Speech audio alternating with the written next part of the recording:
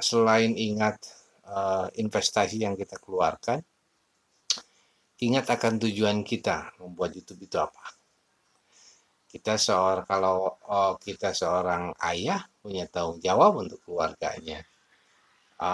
Apalagi yang anak-anaknya barangkali masih usia sekolah, SD, SMP, kan mereka memiliki cita-cita. Assalamualaikum warahmatullahi wabarakatuh. Apa kabarnya teman-teman YouTuber pemula? Sehat selalu. Mudah-mudahan Anda selalu diberkahkan, hidupnya juga dimurahkan rezekinya oleh Allah Subhanahu wa taala. Ya, saya sudah lama, sebulan setengah lebih bahkan, tidak membuat konten di channel YouTube saya. Tidak mengupload tentunya. Ya, niatnya sih di bulan suci Ramadan saya ingin istirahat dulu selama sebulan. Tetapi setelah Hari Raya Idul Fitri, kebablasan. Sudah 2 minggu lewat dari Hari Raya Idul Fitri, saya juga masih belum membuat konten. Akhirnya kelamaan berhenti 1 bulan, jadi akhirnya malas untuk membuat konten. Ya itulah memang manusiawi, kendala-kendala YouTuber, apalagi YouTuber pemula seperti saya ini, hal-hal semacam itu selalu hadir. Apalagi ketika memang melihat perkembangan channel YouTube kita, mungkin tidak signifikan gitu ya, dari viewernya, dari subscribernya, belum juga ada pembicaraan negatif dari teman kita gitu kan. Terkadang itu juga mungkin sedikit kena mental. Tapi saya pikir kalau saya terus diam saja tidak membuat konten, bagaimana dengan nasib channel saya ini? Teman-teman YouTuber pemula yang harus kita ingat ketika kita terserang demam malas, penyakit berat rasanya ingin membuat konten itu, maka kembali kita refresh. Coba kita ingatkan berapa banyak modal yang sudah kita keluarkan untuk membuat channel YouTube ya, equipment, perlengkapan yang kita beli ya, walaupun memang ya tidak mahal-mahal amat gitu kan, tapi kan lumayan untuk YouTuber pemula yang belum ada penghasilan sama sekali, mengeluarkan perlengkapan-perlengkapan studio atau YouTube itu kan lumayan kan begitu. Kita ingat itu, sayang kalau misalkan tidak digunakan. Kalau ingat itu maka akan muncul motivasi kita, oh iya kita sudah investasi di alat, maka kita harus manfaatkan itu. Sayang jangan sampai mubazir.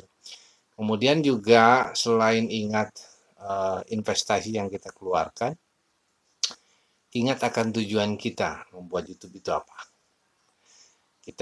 Kalau kita seorang ayah punya tanggung jawab untuk keluarganya. Apalagi yang anak-anaknya barangkali masih usia sekolah, SD, SMP, kan mereka memiliki cita-cita, ingin kuliah, ingin apalah ke depan. Ya mudah-mudahan saja kan begitu. Ada harapan dari membuat channel YouTube bisa menghasilkan, bisa membantu gitu kan. Kalau seorang karyawan atau pegawai yang gajinya memang sudah ditakar segitu, ya dari mana lagi kalau tidak berkarya kita membuat sesuatu untuk menambah penghasilan kita. Salah satunya dengan membuat channel YouTube. Maka akan muncul motivasi, oh iya saya punya tanggung jawab sebagai seorang ayah.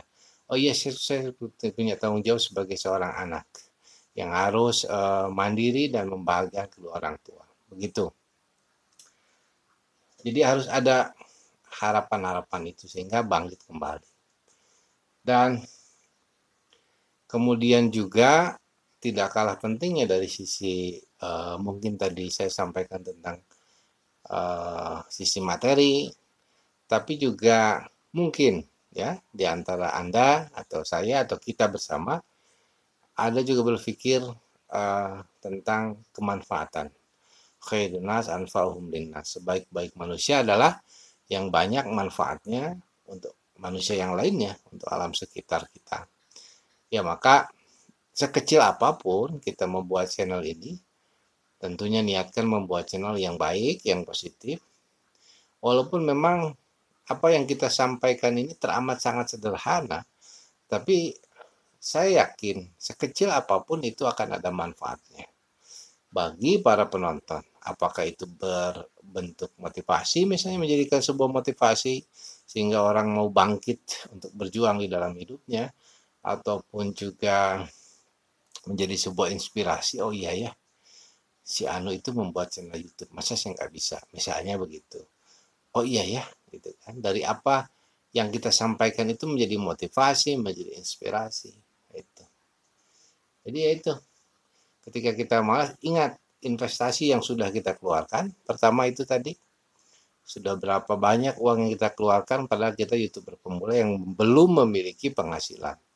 Yang kedua adalah kita punya tanggung jawab, ya. Kita punya tanggung jawab, seorang ayah, seorang yang belum menikah pun memiliki tanggung jawab untuk diri dan keluarganya, begitu.